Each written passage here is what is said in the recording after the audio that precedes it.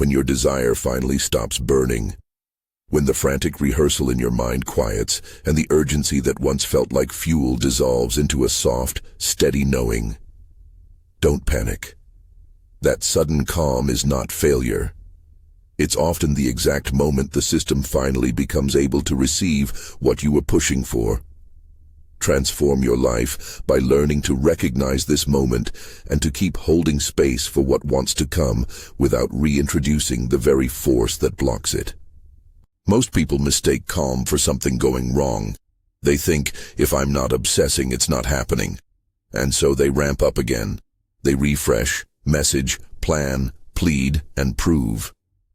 That intensity, anxiety-driven effort keeps the body in a state that resists arrival. What changes when you stop needing it is less about a magical mechanism and more about a shift in your interior climate. Your nervous system relaxes, your identity no longer depends on the outcome, and your attention becomes a quiet field that mirrors what you carry inside. The change is simple, subtle, and profoundly practical. To begin, notice the difference between intensity and coherence. Intensity looks like pushing, more strategies, more checking, more rehearsing.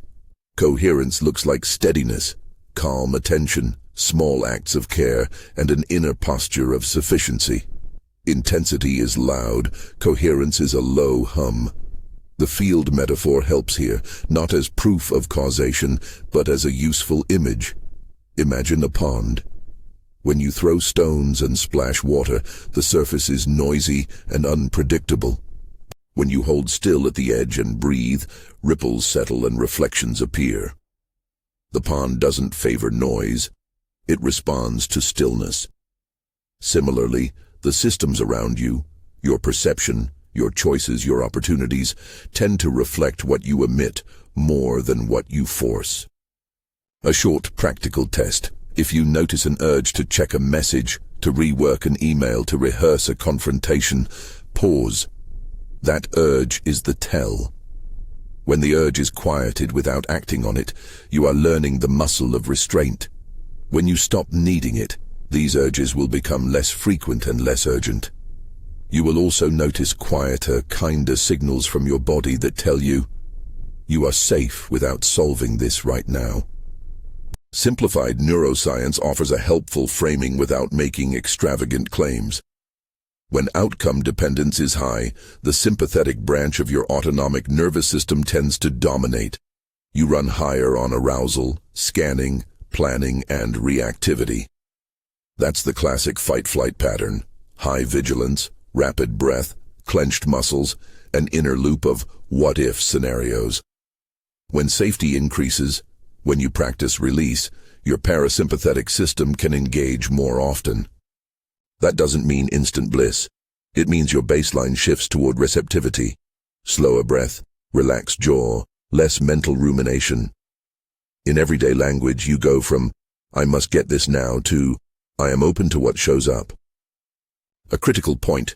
Treat the field and quantum metaphors as models, not literal mechanics. Quantum theory can be an evocative metaphor for how subtle internal states map onto outward patterns, but it doesn't magically bypass logistics or structural realities. What your internal posture changes is your experience and your capacity to act in ways that invite different responses from others and from the circumstances around you, not a guaranteed rewrite of external constraints. Here are clear signs that you are entering the state of not needing it. You may see 3 to 6 of these when you begin to relax. 1. Breath deepens and slows. Instead of short, shallow inhales, you take fuller breaths without thinking about it. This is a direct bodily cue that your nervous system is shifting. 2. Shoulders and jaw unclench. The habitual tension around your neck and jaw softens. You notice space in your face and neck that wasn't there before. 3. Inner dialogue quiets. The loop of rehearsing conversations, outcomes, or worst-case scenarios thins. You still think about the desire, but the tone is neutral rather than frantic. 4. Less compulsive checking. You notice you don't refresh the messages, emails, or status updates as often. You can wait without the hurry to confirm. 5. Presence increases in small moments. You find yourself actually listening to someone without your mind pulling toward how the conversation might relate to your goal.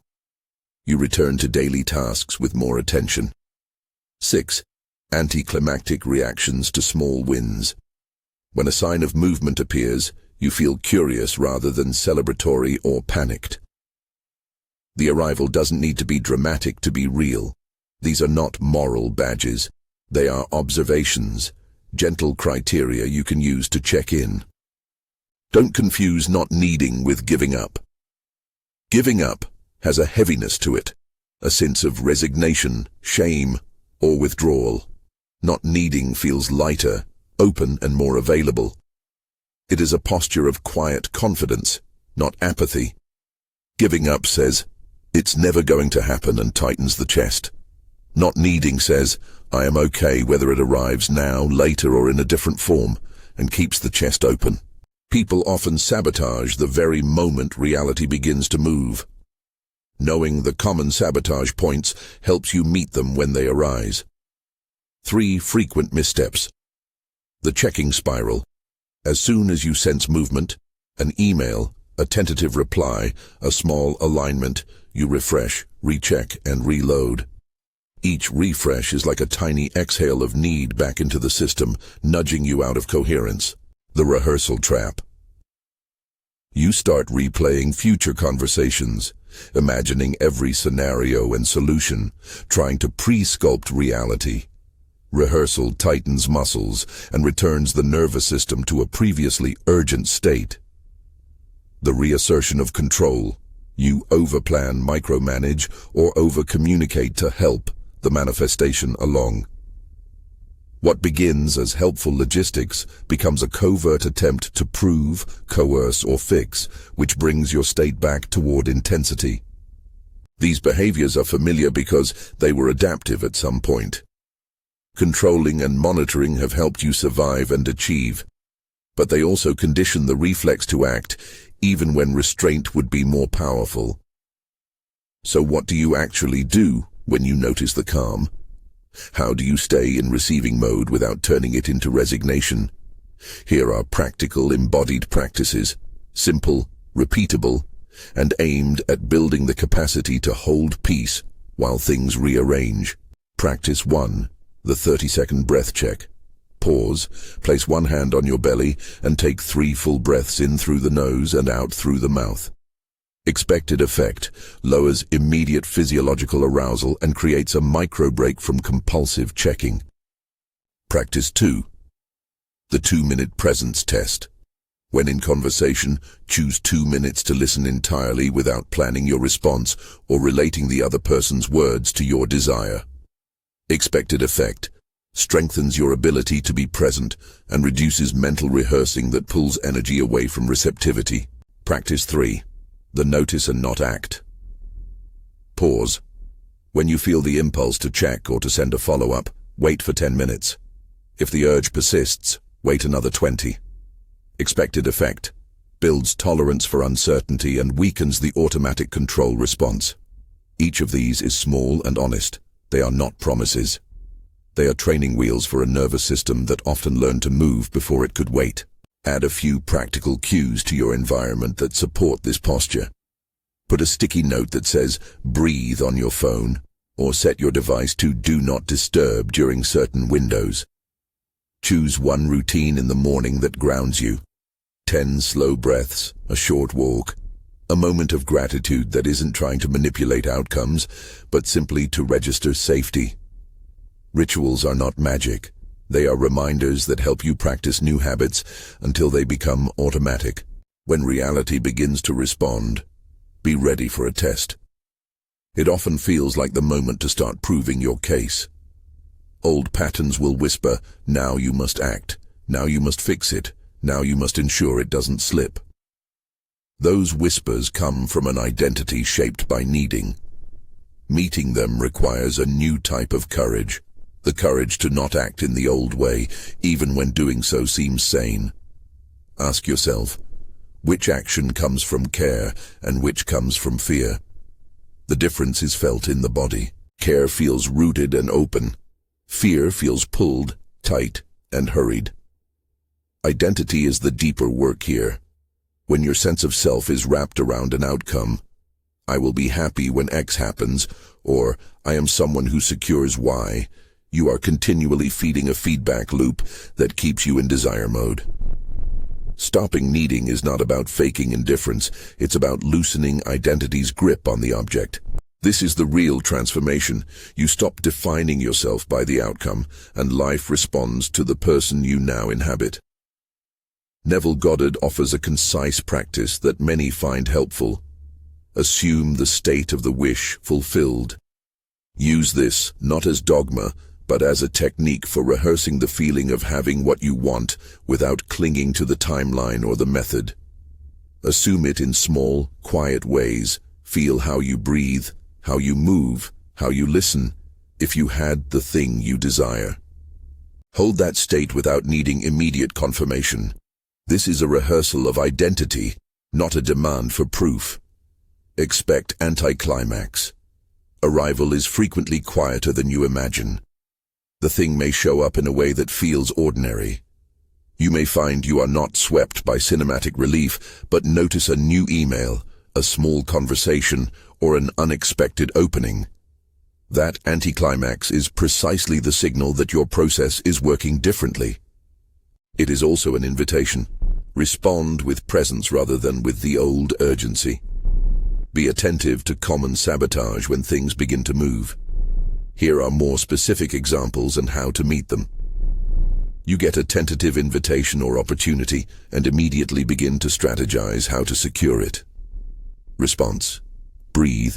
Ask clarifying questions out of curiosity and delay any follow-up moves until your body signals openness. You receive a partial confirmation, and your mind starts rehearsing future outcomes as if to protect the possibility. Response. Notice the rehearsal, name it briefly, that's rehearsal, and return to a grounded action, a small practical step that is clearly helpful, not controlling. You feel panic when an outcome unfolds differently than you pictured and attempt to micromanage circumstances to fit your script. Response. Anchor in the fact that outcomes often rearrange to fit a larger context. Choose one pragmatic next step and then rest in the process. Practicing restraint does not mean inaction. It means choosing actions from coherence rather than reactivity. A practical filter. Before you act, pause and ask, is this action from care or from proving? If it is care, someone needs information, a deadline requires clarity, act. If it is proving, sending another message to force certainty, wait. A useful micro-habit. Create a soft attention practice. For 5 minutes a day, sit without agenda and widen your attention to include your breath, your body, and the environment. Notice sensations without trying to change them. This exercise trains the nervous system to be available rather than driven. Over time, that availability translates into a posture that invites response instead of demanding it. Another practical habit is to notice your language. Need-based language often sounds like urgent negotiation. I must. I can't live without. If this doesn't happen, then... Coherence-based language leans toward neutrality and sufficiency. I prefer. I would welcome. It would be great if. The shift in phrasing is small, but language shapes experience. Try softening your inner sentences and observe how your body reacts. Remember that surrender here is active, not passive. Surrender is not shrinking, it's a skillful letting go while staying engaged. It is restraining the reflex to control so you can see clearer options. That restraint is a practice of patience, not of neglect. You are not giving up. You are choosing a different mode of contribution. There will be days when you fall back into old patterns, and that's expected. The measure of progress is not perfection, but increasing tolerance for uncertainty and less frequent reactivity. Celebrate small wins. A day without compulsive check-ins, a moment of genuine presence, a time when you noticed the impulse to control and chose restraint. These are the real markers of change. Also, be clear about limits. Internal posture matters. It affects how you perceive opportunities, how you respond to others, and how your nervous system calibrates. But it does not erase systemic barriers or guarantee external results. Structural realities, timing, and the actions of other people all play roles. What you can influence is your readiness and your capacity to act from a calm center when opportunities appear. When you stop needing it, life transforms in ways that are often subtle at first. Your energy becomes steadier. Decision-making becomes clearer because it's less muddied by fear. Relationships shift because you bring less need into exchanges and more availability. You begin to attract situations that match your new interior posture, not because you are controlling outcomes, but because you are no longer signaling frantic need. The paradox is real. Peace enables arrival. Let's bring this into a practical day-to-day sequence you can try tomorrow. First thing in the morning, even before you check your phone, do the 30-second breath check. Keep a short list of non-essential checking windows, times when it's okay to scan messages, and try to avoid the rest. At lunch, do the 2-minute presence test with a colleague or friend. In the evening, practice the notice and not act pause whenever you feel the pull toward urgency. Track the times when you held restraint and what shifted afterward. Over weeks, you'll see patterns, moments where staying still opened doors, moments where reactivity narrowed them. If you want a simple mental script you can use in the moment, try this. I notice the urge. I am allowed to wait. I will take the next useful step out of care, not fear. Say it silently. Let your breath be the evidence of the choice. Before I close, one practical caveat. If a situation involves safety, health, or legal urgency, act responsibly and seek appropriate help. The posture of not needing is not an excuse for inaction in critical matters. It is a practice for the everyday territory where impatience usually causes more harm than good. Transformation often arrives as a shift in identity. You stop being someone defined by a lack and begin to be someone defined by presence. The world responds differently to that person. Opportunities are not always larger or faster. They are often clearer and better aligned with who you are. That realignment is where sustainable change lives. If this idea resonates, if you felt that strange quiet and assumed it was failure, test it. Try the micro practices for a week. Notice the bodily signs listed earlier. See how your behavior changes when you choose restraint over reaction. If this feels familiar, type aligned in the comments so others know they are not alone in this moment. If you're looking for a small grounding guide to practice holding this state, there's a quiet resource pinned below this video with a short, guided set of exercises and a community for gentle accountability. It's not a promise, just a support. A place to practice the posture of receiving with others who are learning the same skill. When you stop needing it, you don't become passive.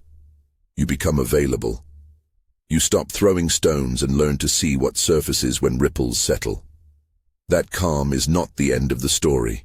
It is often the prologue to something kinder, quieter, and more real. Keep practicing restraint, notice your nervous system, and let your life transform as you inhabit the person who can receive.